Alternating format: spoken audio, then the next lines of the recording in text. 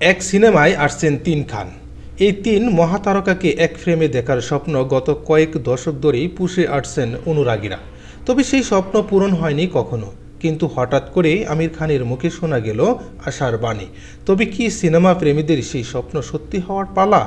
এক সিনেমায় আসছেন তিন খান, বলিউডের তিন স্তম্ভ তিন খান, শাহরুখ খান, সালমান খান ও আমির খান। এই তিন খানকে বলা হয় বলিউড নামক পরিবর্তনের তিন চূড়া। গত ৩ দশকের বেশি সময় ধরে এই তিনজন শাসন করে আসছেন বলিউড সাম্রাজ্য। প্রথমজন বাদশাহ, দ্বিতীয়জন ভাইজান আর তৃতীয়জন মিস্টার পারফেকশনিস্ট তকমা কুড়িয়েছেন সিনেমা প্রেমীদের কাছ থেকে।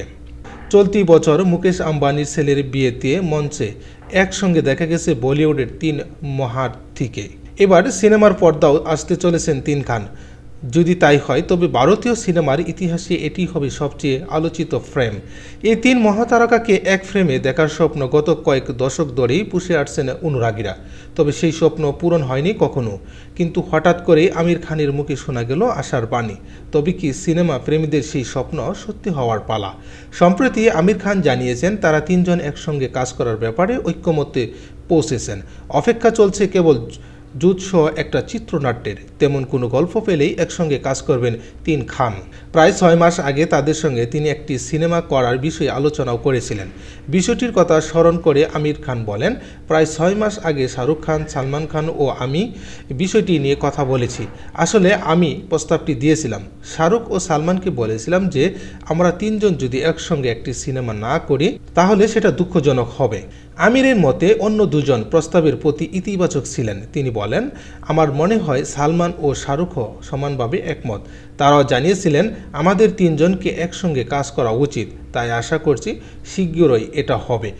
গল্পের দিকে জোর আরোপ করে আমির খান বলেন, এর জন্য সঠিক গল্পের প্রয়োজন। তাই আমাদের সঠিক চিত্রনাট্যের জন্য অপেক্ষা করতে হবে। তবে আমরা তিনজনই এটি নিয়ে উচ্ছ্বাসিত। এর আগেও শাহরুখ ও সালমানের সঙ্গে কাজ করার বিষয়ে কথা বলেছেন Aamir Khan. The great Indian Kafil শোয়ের একটি পর্বে একজন দর্শকের প্রশ্নের উত্তরে আমির খান জানিয়েছিলেন তিনি নিজেও বলিউডের তিন খানকে একসঙ্গে একটি সিনেমায় দেখতে চান। আমির বলেন, আপনার ও আমার চিন্তাভাবনা একেবারেই একই রকম। আমি সম্প্রতি শাহরুখ ও সালমানের সঙ্গে দেখা করেছি এবং তাদেরকে বলেছি যদি আমাদের কেরিয়ারের এই পর্যায়ে একসঙ্গে একটি সিনেমা না করে তাহলে তা দর্শকদের জন্য যথেষ্ট অন্যায় হবে। গত বছর পাঠান ছবিতে একসঙ্গে শাহরুখ ও সালমানকে দেখা গিয়েছিল। সেখানে দুজনের একটি দৃশ্য দেখে নাকি হাসি পেয়েছিল আমিরের। আমির খান বলেছেন তিনি নাকি এখনও পাঠান দেখেই উঠতে পারেননি, কিন্তু ছবির এই নির্দিষ্ট দৃশ্য দেখে নাকি খুব হাসি পেয়েছিল তার। আমির বলেছেন এই দৃশ্য দেখে আমার খুব মজা লেগেছিল। ছবিটা আমি দেখিনি, কিন্তু এই দৃশ্যটা দেখেছিলাম। শাহরুখ ও সালমানের কথা বলতে বলতে হাসিতে ফেটে পড়েন আমির। তিনি আরও বলেন, অল্প বয়সী অভিনেতারা নিশ্চয়ই খুব ভেঙে পড়েছেন, কিন্তু শাহরুখ ও সালমানকে দেখে মনমরা হয়ে থাকাও যায় না। কি আর বলবো, আমিরকে শেষে দেখা গিয়েছে লাল সিং চট্টা ছবিতে। বর্তমান তিনি সিতারে জমিন পর ছবি নিয়ে ব্যস্ত। এদিকে কঠিন সময় পার করছেন সালমান খান। বাবা সিদ্দিকীর মৃত্যুর পর একের পর এক পান্নাসের হুমকি, কখনো ফোনে, কখনো চিঠিতে, আবার কখনো সরাসরি শুটিং ফ্লোরে ঢুকে হুমকি। লরেন্স বিনসুই দলের নিশানায় অভিনেতা। সালমানের চারপাশে এখন ২৪ ঘন্টায় কড়া নিরাপত্তা। সব মিলিয়ে এক ধরনের আতঙ্কেই দিন কাটছে বলিউড ভাইজানের। এসবের মাঝে হঠাৎ করে বাবা সিদ্দিকীর ছেলের সঙ্গে মুম্বাই ছাড়লেন ভাইজান।